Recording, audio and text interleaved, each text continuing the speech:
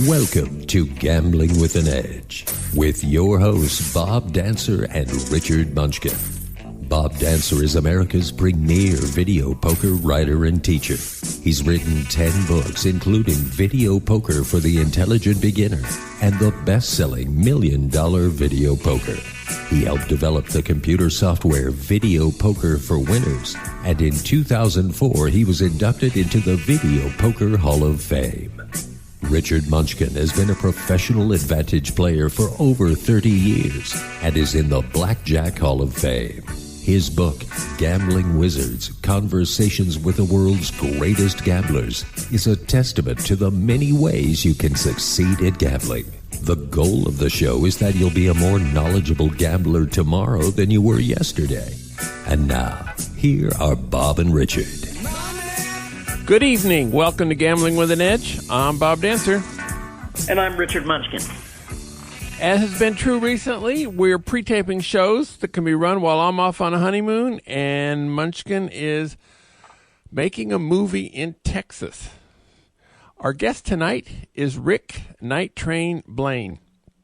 We'll be talking about his new book, Blackjack Blueprint, subtitled How to Play Like a Pro Part-Time.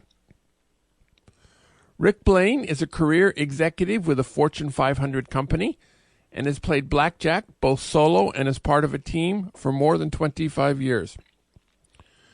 His works are especially recommended for beginners. Rick Blaine, welcome to Gambling with an Edge. Thank you for having me, gentlemen. You guys have a great show. It's both entertaining and educational. Before we get started, Munchkin, you're there, right? Yes, I'm here. I got a question for Munchkin before you guys get into me.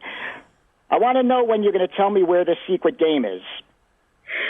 I mean, come on. You know, when that guy told me about that thing a couple of years ago, I told you, and now you can't tell me about this thing? Yeah, on the air. Good thing nobody's listening to the show, so nobody else would hear. The Manhattan Project. Okay. Well, you know, I totally understand that, you know, Munchkin, you get, you're privy to all the top-grade games. You've always had a solid reputation, and I've had the privilege of playing with you, and from my experience, you certainly live up to that rep. So I guess when there's an opportunity to send off a top player to capitalize on a situation, you're certainly one of the individuals that folks seek out. Well, thank you for that, but we're here to pump you up, not me. So all right, talk about your book. I'll give you a book. Yeah, and silly me, I actually thought Munchkin was in Texas making a movie now. I didn't know he was off to a secret game. Wow, he surprised me. They're kind of tricky. All right, now, Rick, you have 2 previous books, including one that is also called Blackjack Blueprint. How is the current book similar to, and how is it different from the previous 2 books? Okay, well, the first Blackjack Blueprint was published in 2000, and it was a 45-page booklet strictly on how to operate a blackjack team. Earlier that year, I also wrote a booklet titled Blackjack in the Zone, which was geared towards players who already knew how to count cards, and it focused on what could be useful to a player once hitting the tables with the necessary technical skills. But then in 2002, I expanded the material on Blackjack in the Zone to include a section on an actual learning method that could be applicable to learning just about any count system. I didn't feel it was necessary to include one specific count system in there because there's so many on the market back then and now even more. And but a learning method, I put together a method where someone could really sit down, practice, learn, and get to the tables that much quicker.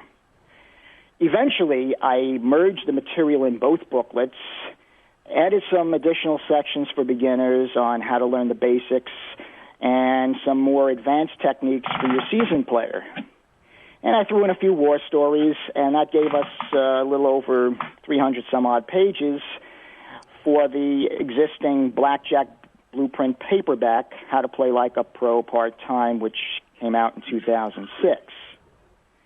That's, it was 8 years ago, and a lot's happened in the advantage playing world since then. So there's room for more material, and that's what I decided to come up with and throw in some more information in an updated edition.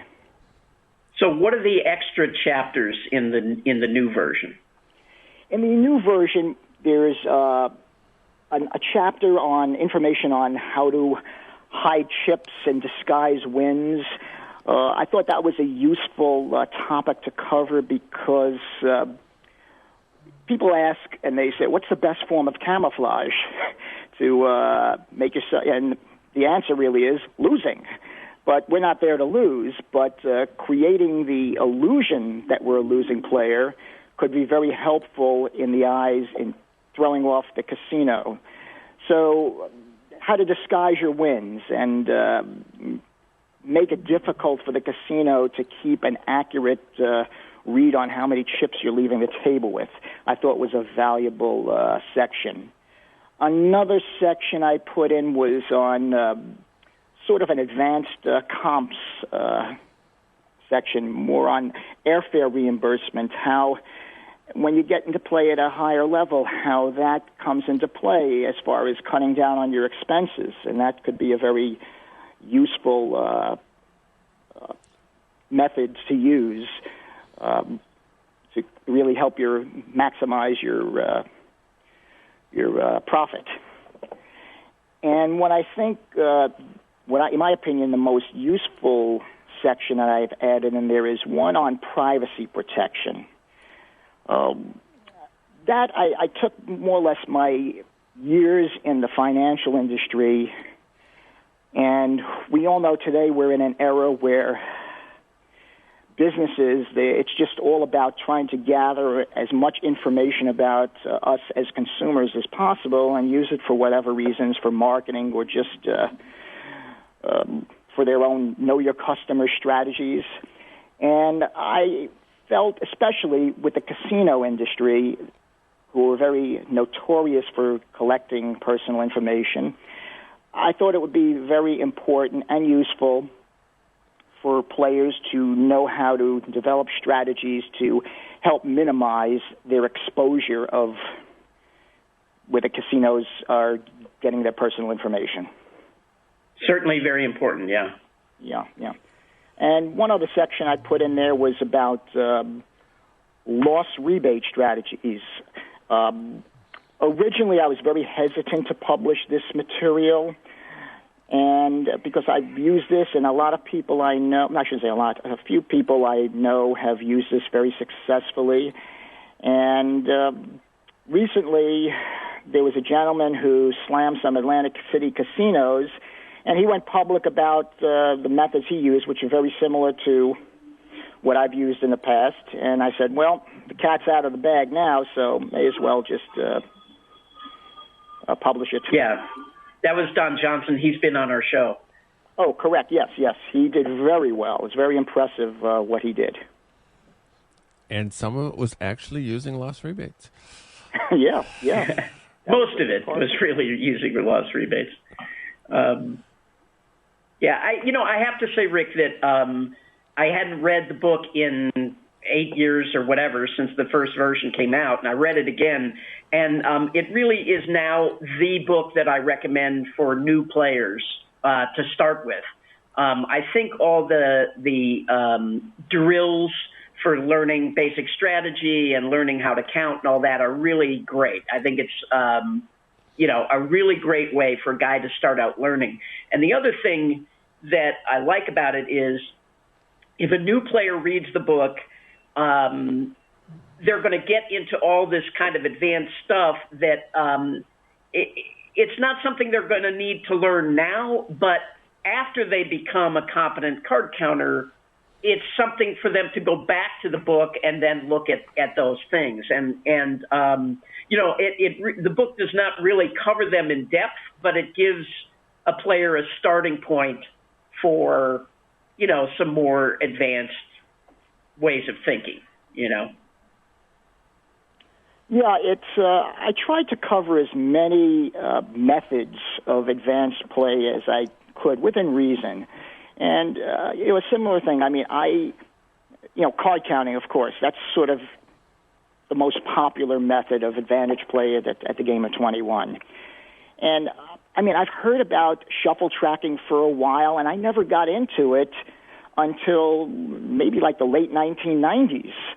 And I just, I did it, and I learned how to do it. I had some good help, some people that were really masterful at the art of shuffle tracking, and it does work. In today's environment, you of course you have to seek out the trackable shuffles, but it's a strategy if you're. I'm sorry. Well, my contention is that for someone to try to learn it now is pretty much a waste of time, because I don't think there are really many shuffles worth exploiting. Definitely for a beginning shuffle tracker, I would never tell them to go try to beat one of the Vegas shuffles. I mean, they're just terrible for shuffle trackers. Yeah, nowadays they've really changed. The shuffles have gotten more complex over the years. It's a good skill. I mean, I agree with you. It's a good, it's not something you want to just send a beginning player out there. Okay, you're going to learn how to shuffle track, go out there and hit the shuffles. No, it is a waste of time. But to have that in your toolbox, those skills, and you happen to be somewhere and you see, wow, this is a shuffle that has a weakness, to be able to exploit that and profit from it. It's a good skill to have. It's not something I would suggest for people to seek out, but I wanted to cover as many realistic methods that I could, just from an introductory level in the book. Yeah, I agree. It's a good tool to have in your box. When I get asked this question a lot, should I learn to shuffle track? And what I ask players when they ask me that is, of the casinos that are around you that you frequent, what are the shuffles? Describe the shuffles to me. And when they describe them, they're always these two-pass, garbage, and I say, no, it's a waste of time. Now if you live in Bahrain and they have casinos that, are simple one pass, break it in half and shuffle it down, well, then, yeah, you should learn to shuffle track. Yeah, absolutely. Yeah. And Bahrain is not the secret game, by the way. Oh, we already know it's in Texas. Texas. Off track over there. Yeah, we already know it's in Texas, although most of us thought there's no casinos in Texas. I'm getting my plane ticket right now. All right. Yeah, Texas isn't very big. You should be able to find it quickly. I have to say very quickly, I had a friend who was always obsessed with the secret game, and I remember him one time coming to me. We were living in Vegas, and he came to me all excited, and he was like, I just saw Matt. This was summer in Vegas. I just saw Matt, and he was buying a sweater, as if, this was some clue to where the secret game was. Mm-hmm. It's 100 degrees in Vegas, and the guy was buying a sweater. So I was like, what, are we supposed to follow him? What do Yeah, that's always like a tip-off. If you happen to be somewhere, some far distance place, and you're playing, and then all of a sudden you see one player there that you know, and then there's another player that you realize, wait a second, something's going on. Right, right. But don't tell anybody. Yeah. You spend a lot of time in the book on team play. Yes. You include more stories about team play that went badly than stories about team play that went well. Yes. Considering forming or joining a team may well get very discouraged by this. Was this intentional? Yes, it was. Absolutely. Over the years, I've gotten the impression that there are quite a few folks out there that think joining a blackjack team is an instant road to riches. And overall, my experiences with team play have been successful. when a team is winning, it's great. But the true test of the cohesion of a team is during the losing times. And you will experience those on a team. I mean, it's not instant. It's not where you're guaranteed to win. There are more things that could go wrong with a team than could go right. And it's just a matter of fusing together the good, the right, and the positives to really get a team to work well. So I wanted to point out, I didn't want to just say, hey, great, this is the way to do it, because there isn't any one, sort of magic bullet for it. Yeah, I wanted to say this is another one of the things that I really liked about the book is you really nail a lot of the pitfalls of team play. And but one thing that I thought maybe you were just being too politically correct. You described one team where, correct me if I'm wrong, you guys were losing after over 1,000 hours of play. That's correct, right? And two of the players really were the ones losing. And okay. Anyway, my point was, if a team is losing, or even an individual, after 1,000 hours of play, either somebody is stealing or they're not competent. Right? I mean, that no longer is in the realm of fluctuation. And it seemed to me, the way you described it in the book, that you didn't think they were stealing. I mean, one of the guys got polygraphed, I think.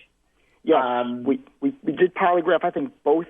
If I'm remembering correctly, we polygraphed both the players. And they came up clean. So stealing. Now, what is your feeling about polygraphs? They're not foolproof. I mean, there's a lot of methods out there to beat a polygraph.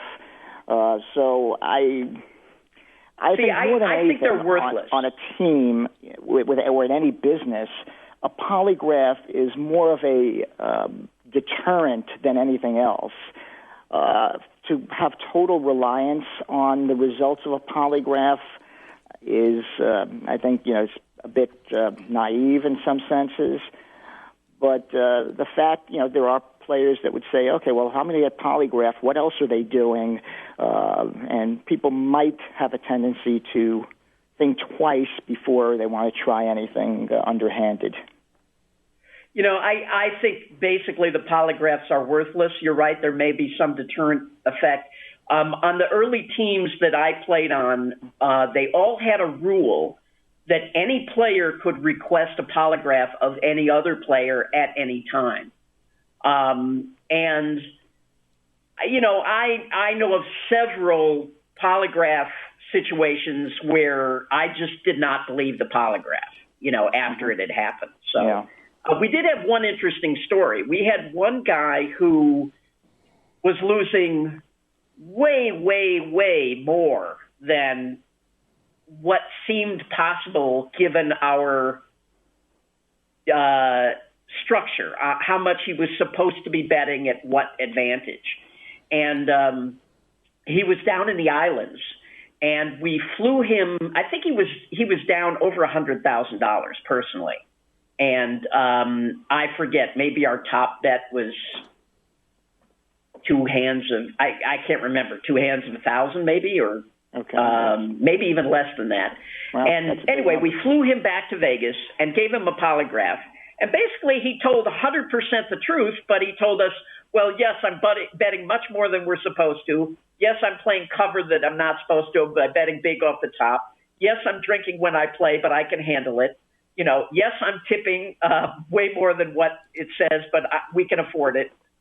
And so he didn't lie, but he certainly told us all the things he was doing that were completely against, he wasn't following procedures.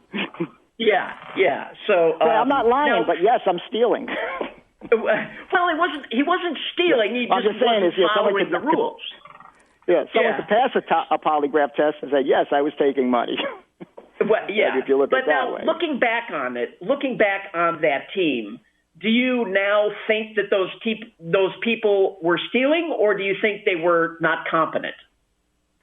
Or is your head in the clouds? I haven't really looked back at that, reflected back at that in a long time. But when you have a team that's losing, you always wonder why, what really did happen. Knowing the players, I don't think they were stealing. I think perhaps maybe game selection might have been a factor there. So playing bad games in order to get in a lot of hours. That could certainly be. That was one of the things I've experienced that, not particularly with that team, but I have experienced that in the past. And one of the things that I thought is a good thing. I know there was one particular team that played and was very, very successful in the 1990s. And what they did was they had organized trips where all their players would be in Vegas or Mississippi or in Atlantic City or wherever the games were.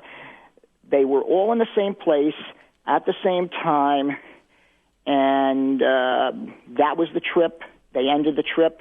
Here's the results, and on to the next trip.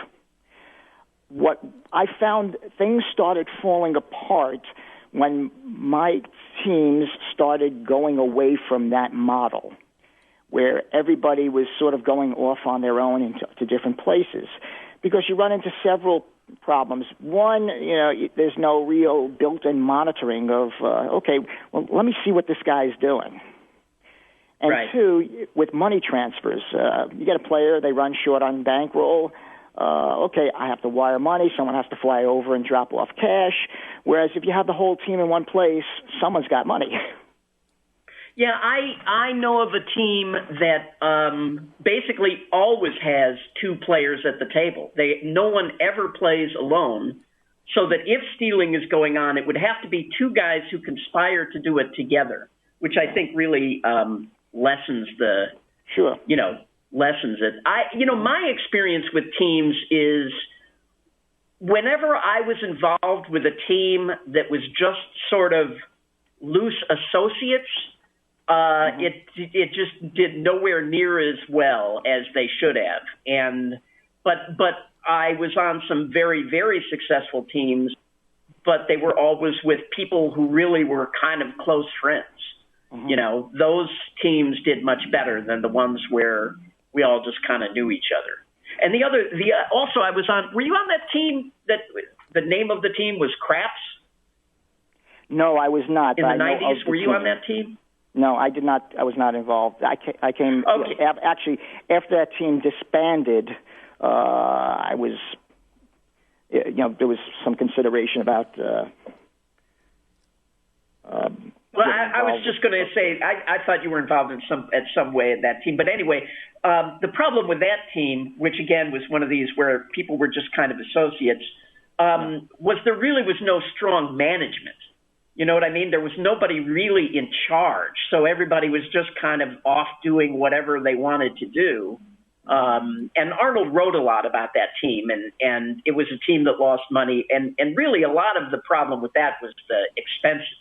And it's something that really has to be defined well on teams is what is an expense? Because that's really, I think that team made money, but after expenses it ended up minus. Yeah, I had a similar experience with that also. Basically, we won at the tables, but then after expenses, we were in the red, and it doesn't make it's. You really have to plan for that. What I found, one of the things, foreign play is tremendously expensive. Not only with the airfares, but usually you're not being comped into a hotel. You're not getting comped, and you got your meals. So, I mean, there are a lot of things where, and again, if you, I think the team that in the 90s that played with the model is we're only going to have trips where we have X amount of players present and play as a group in the same place. If a team travels to a foreign location where there's this great game or games, the thing to do is rent a place. Everybody's housed together. You're cutting down on your hotel expenses. You're cutting down on your meals, provided someone could cook, and it really that could make the difference between a winning trip and a losing trip when it comes down to it. It's hard to prove that you don't know each other in the casino if you all go back to the same house. Well, yeah, it depends where you're. If there's a limited number of casinos in the particular town or city you're playing, then it gets a little tricky. I mean, the biggest challenge is when you have a foreign casino and all of a sudden a group of Americans start invading the place. They catch on very quickly. I bet they do. Yeah. Now, the subtitle of your book is How to Play Like a Pro Part-Time. The part-time aspect is a very, very small part of the book. How would the book's information be different if you were looking to play blackjack full-time? Well, this is actually a question I've been asked on many occasions. And there are some significant contrasts between a full-time professional player and a part-time. So for those of us with traditional full-time jobs, we get a regular paycheck and we have that sense of security. Part-time blackjack, for me at least, has been a supplementary source of income where I exercise care not to make any careless financial risks. And I think that was very sort of a balanced way of playing, a balanced approach to the game. On the other hand, I had to wake up every morning. I had to put on a suit. I had to go into my office and attack the daily grind of a full-time gig, while a full-time blackjack player could basically create his or her own hours, dress more casually in most cases, and basically you're your own boss, unless, of course, you're playing for a team. But still, even then, it's a lot more of a... for someone that doesn't want a structured work life, they fit in for a full-time blackjack player. That's just you're just your general makeup as an individual, and it really does take I think a special type of person to do this full-time. And as far as writing about playing full-time, since I've never actually played full-time, I really don't feel as though I'm qualified as an authority to write about that. I could give my opinions, which I do, but it wouldn't be fair to the reader if I would just talk with authority and say, okay, to play full-time blackjack, here's what you have to do, because I haven't really lived it. There are some successful full-time players out there. They are uniquely talented individuals who have taken the calculated risks and worked very hard at honing their skills. I've read some material of such players, but I think there could be more, because it is interesting to compare the overall lifestyles of a full-time player versus someone who plays part-time and on a professional level playing part-time, which is what I've done.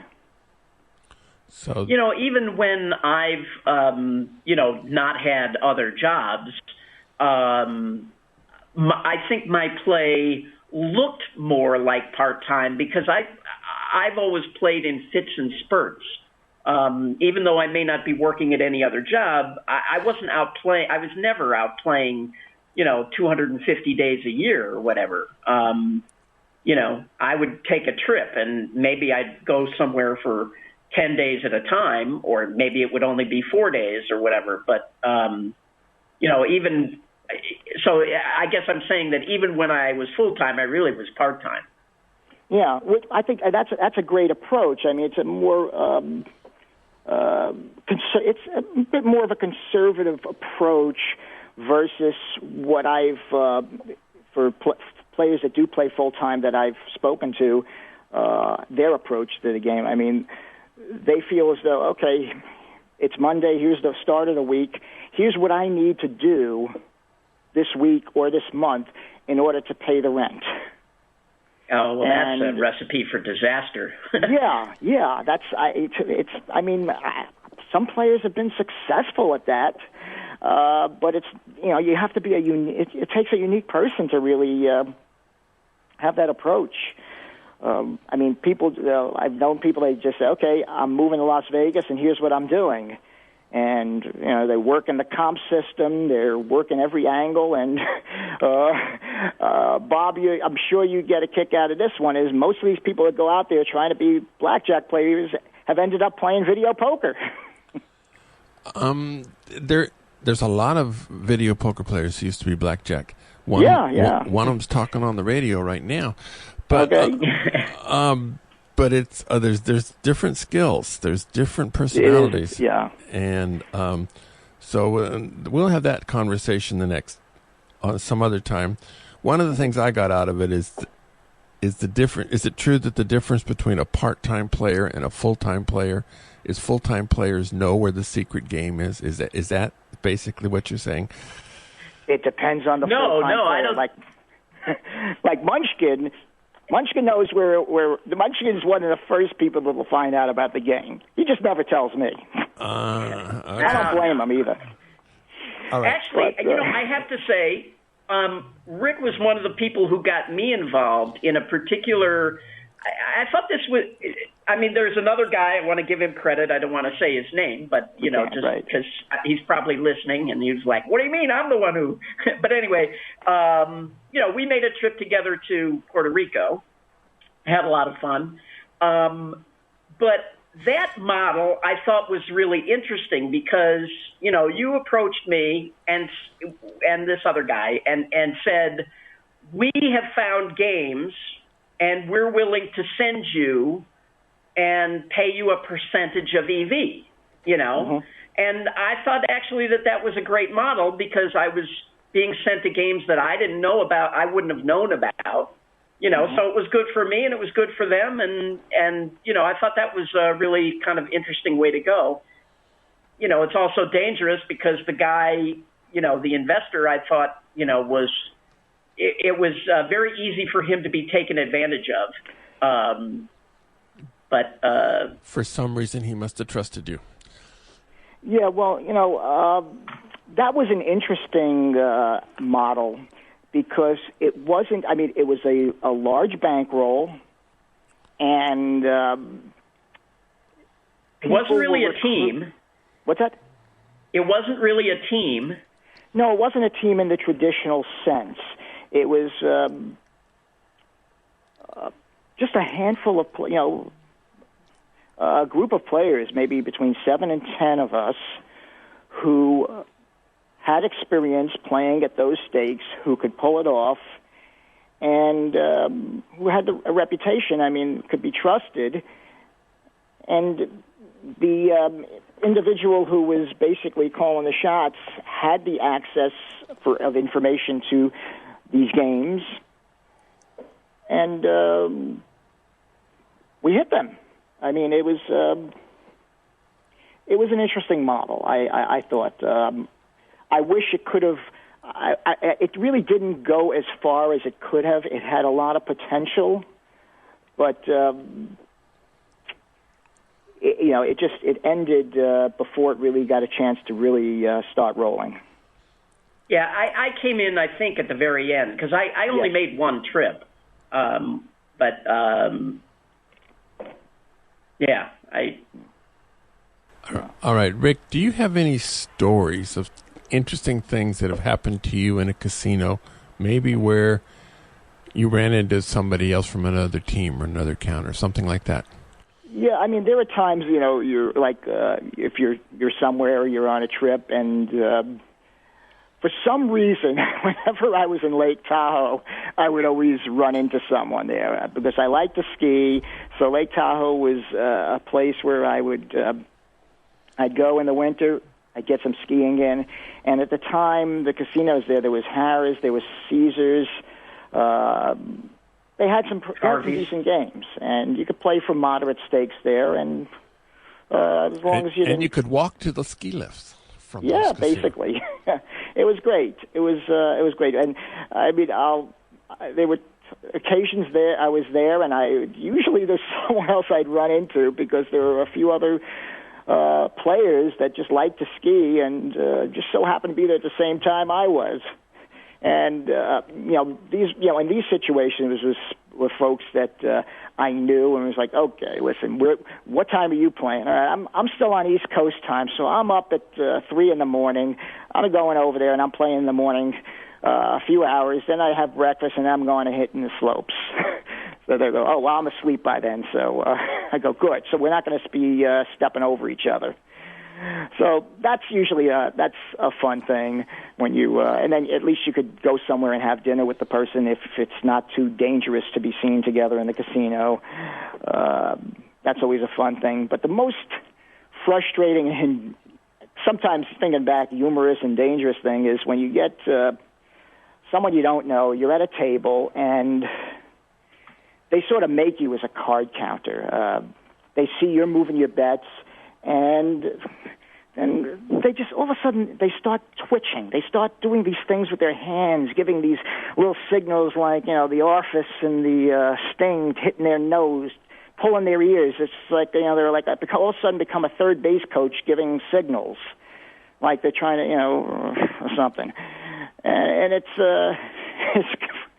frustrating, dangerous, humorous. You don't know this person. And then, it was one occasion I went to the men's room, and some guy comes over, and he comes next to the urinal next to me, and he starts talking to the side of his mouth. What system are you using? All this, and you just got to ignore these people and just because they could do you more harm than good. But I think that's an important lesson is, don't approach other players in the casino. Don't, I've said it on the radio many times, like, if you recognize me in a casino, do not come over and talk to me. Exactly. It's foolish. I understand, in what we do, it could be very lonely. I mean, if you're not playing on a team, you're starting off, how many people, when you go back home, you go back to your day job or whatever it may be, really could relate to what we're doing out there. And when some people that just have that need for that social element, and they see someone that's doing what they're doing, they want to be your best friend, but that's the worst thing you could do. I mean, there's a time for everything, and that's not the time, and it's certainly not the place. So when you were on various teams, did you ever have a situation where a team member lost a lot of money or had money stolen? I'm not talking about in the casino. I mean, like, they, left it in a cab or got rolled in an alley. And if so, how did you deal with that? I remember, I'm going way, way back, and this was not a team that I was running, but a player did come back and somehow didn't have the money that he reported. He was somewhat shy. It was a significant amount. I can't remember exactly. Somewhere maybe over 1,000. And it was, first off, we're just counting the money over. I remember just counting the money over and over again, going over his results and trying to figure out, okay, well, something happened. And I remember I was there, and it wasn't my decision to make on anything, but I didn't think anything seemed fishy, but it just seemed very careless that that everybody else was following a proper procedure, and everybody else was on the money, and this one person just came up. Just what happened? I don't remember. When you were organizing teams, what was your policy? If let's say a guy, left $10,000 in the back of a cab accidentally. Did you have a policy regarding that? No, we didn't. We did not. That's a very good point. We did, like, if someone... Yeah, one of the things I try to tell people that are forming teams is that you want to try to think of every possible situation, scenario that can happen. Yeah. Because eventually something's going to happen that you didn't anticipate. Yeah. And you want to think about as many different things as you can and talk about them at the beginning, because it's always harder to make those decisions after it's already happened. I do know that we had, if there was a situation where someone was robbed, that that person was not held liable for the amount that they were robbed. I mean, it goes the same thing. If you go into a casino and let's say you get popped and all of a sudden your chips are confiscated, you can't hold the player responsible for that. So, but then it creates problems because if you have a team with a large team especially, there's going to be at least one person that's not trusting the word of the individual who was victimized.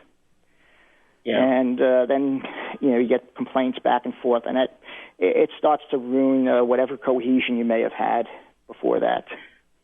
We had a situation where a BP, basically after the play, he went and had a few drinks, and he took a cab, and he lost like $7,000 in the back of the cab, which we never got back. And, our policy was, if you get robbed, we would look at that as a team loss. But in this particular case, we thought that the guy had been really irresponsible and basically said, this is your loss. You're responsible to make that up. But again, it would have been great if we had a rule ahead of time saying, if you get drunk and lose your money, it's on you. It's like you said, you try to cover every scenario, but there'll be something that comes up that you never dreamed of happening. Basically we in our team rules and manual that I've had over the years, it specified, what the things you're supposed to do to protect the bankroll when at the table, when leaving the table, when leaving the casino, when in your hotel room, when at home, when transferring to other players. But, as much as we try to cover everything, there's got to be something in there that will creep up and bite you in the butt. And it's like, gee, why didn't we think of this? That was one thing I thought was that you missed in the book was you talk about cashing out. And, I think, I've said before that the cashier's cage is the most dangerous place in the casino. Sure. And, usually I tell people don't cash out after you play. After a play is over, just leave. Leave with the chips. You can come back and cash them, because there was heat on the play that you're not aware of. That's the place they're going to get the best photograph of you. Oh, yeah. And, most backoffs happen at the cashier's cage. Yeah, I don't cover that anywhere in the book. Hey, I'm surprised. I don't remember. I'll have to check. I thought it was because lacking. It could be one of those things that I think about. We know, but I have to double check, because if I didn't, that is something that's so basic, really, that I should have in there. But yes, that is. They have the best cameras there, the best lighting, of course. And that's where they're going to get some great shots of you. Some of those casinos now have those little cameras that are built, that are in a little on the surface of the cashier's cage, so they're shooting up at you. Okay. I've seen these now. So it's good to have a drink cup with you when you do go to the cage, and make sure to set it down in front of those little cameras. Sure. Yeah. Yeah, that's a good idea. I mean, they'll try everything there. But yes, what you said before, that's where most of the back-offs happen, because the clock is ticking. You're there while you're still on the premises. You're there cashing the chips out. They've had a chance to further analyze your play, and they could say, okay, or to go through their database of photos and see, okay, here's this person, and there they are. They're at the cage. So that's certainly a place where you could get trapped. Well, they can also hold you hostage. Once they have their hands on your chips, they can say, we want ID, and we're not giving the chips back unless you show us your ID. Or they can just say, wait a minute, and you're just stuck there at the cage. You're helpless, basically. Yeah. When early in the book you've talked about practicing and getting ready to go into the casino, and then you actually do go into the casino and you're doing it, and you have some money management rules. You gave an example where you had $1,200 in your pocket, and you planned over this trip to play 10 sessions. So you made it into $120 for 10 trips. And then you played until you either doubled your money or lost half of it, or you played an hour. I think that was the rule. So the most you could have lost was $600. Okay. And so if this is your strategy, then why on earth did you take $1,200 to start with if the most you can possibly lose is $600? Yeah, the math really doesn't add up on that, does it? So. Well, they're really, and that was included for the very, very casual player who wants to go out there and test the waters. And there is absolutely no mathematical justification for this, if you want to call it a strategy. I suggest bringing more money than necessary for this type of casual player for psychological reasons more than anything. From my dealings with such casual players, I found that if one goes out and loses an entire bankroll, that individual's confidence is shot, and the player doesn't want to go back out and try again. So with this suggestion, if a player gets clobbered, at least there's some money left in the pocket. And I guess in a way it's somewhat introducing a player to the world of negative swings of the game without causing a total tap out the first time out of the starting gate. But, for the mathematically inclined, there's absolutely no justification on this. Why'd I include it in there? It's just, I guess, just something to give, just to give someone a method where you could go out there. All right, I want to play, and you have some, you have that security blanket of that extra money behind you. Yeah, although I would say, if the guy is going out for his first time to practice with $1,200, and and he blows the whole thing on the first play, well, that guy probably shouldn't learn to count cards anyway. Maybe thinning the herd right at the beginning isn't such a bad thing. Yeah. And I kind of have mixed feelings on that because, it's a learning experience. You go out there and it's like, okay, gee, I did a lot of things wrong, and they want to learn and see, okay, hey, let me regroup, and you have the money to regroup with. But on the other hand, what you're saying is, okay, yeah, I really did have no business coming out there. So there's really no one set answer. But just from my discussions with people just coming out of the gate, nobody, it's just the biggest deterrent for them of getting back out there is just blowing their entire bankroll. They just, I suspect a high percentage of successful gamblers today won on one of their first trips, and the ones who didn't win just said, "This isn't for me," and they got out of there. Yeah. And exactly. I definitely agree with that. I think people who just suffer a big negative fluctuation at the beginning. A lot of them just quit, and some who win right away continue, and some of them are not necessarily winning players. I especially think that's true in poker. Mm-hmm. I think a lot of people take up poker, they win at the beginning, not because they're winning players, just because they happen to run lucky, and now they think they're winning players. Uh-huh. And later they end up blowing their money. All right, Rick, we got about 5 minutes. Rick Blaine. Oh, wow, time flies. Rick Blaine happens to be the name of the Humphrey Bogart character in the movie Casablanca. Now, somehow, miraculously, it became the name that you write under as well. How did that all happen? Well, you certainly hit it right on the head. I had to select a pseudonym, and I figured let me pick a name that's really cool.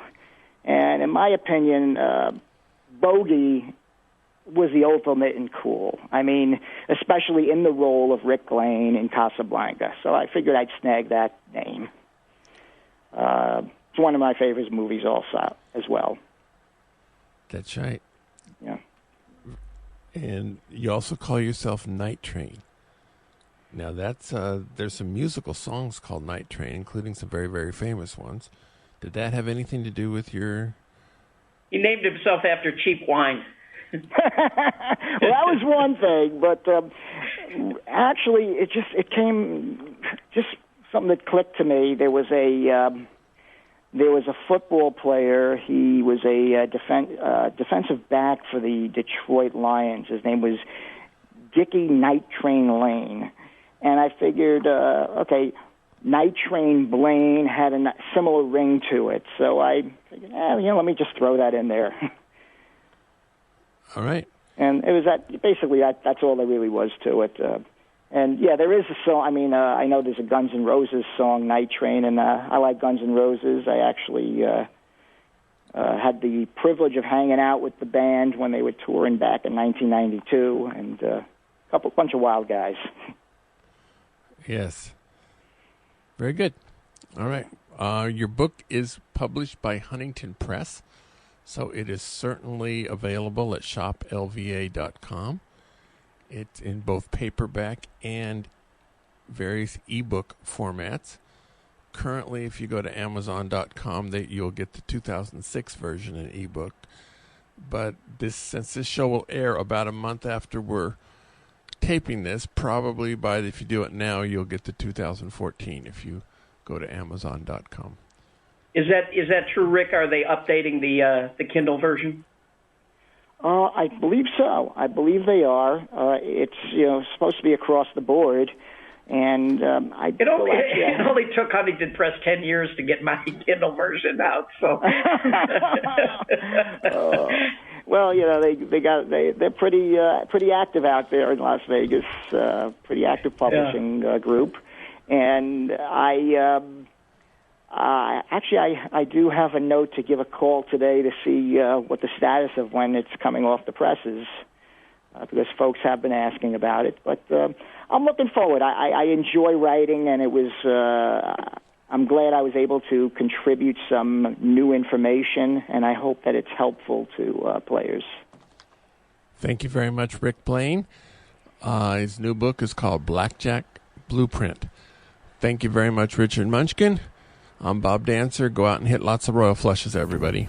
All right. Thank you for having me, and enjoy your honeymoon. All right. Good night, everybody. All right. Good night. Good night. You've been listening to Gambling with an Edge with your hosts, Bob Dancer and Richard Munchkin. Subscribe to the show in iTunes, and episodes will be delivered to you automatically every week. Archived versions of past shows may be found at bobdancer.com and richardmunchkin.com. We welcome emails at gamblingwithanedge@gmail.com. Bob Dancer and Richard Munchkin are both available on Facebook and welcome your questions. The sponsors for the show are the South Point Hotel, Casino and Spa, the M Resort, the Palms Casino Resort, and the website videopoker.com. Join us again next week for another Gambling with an Edge.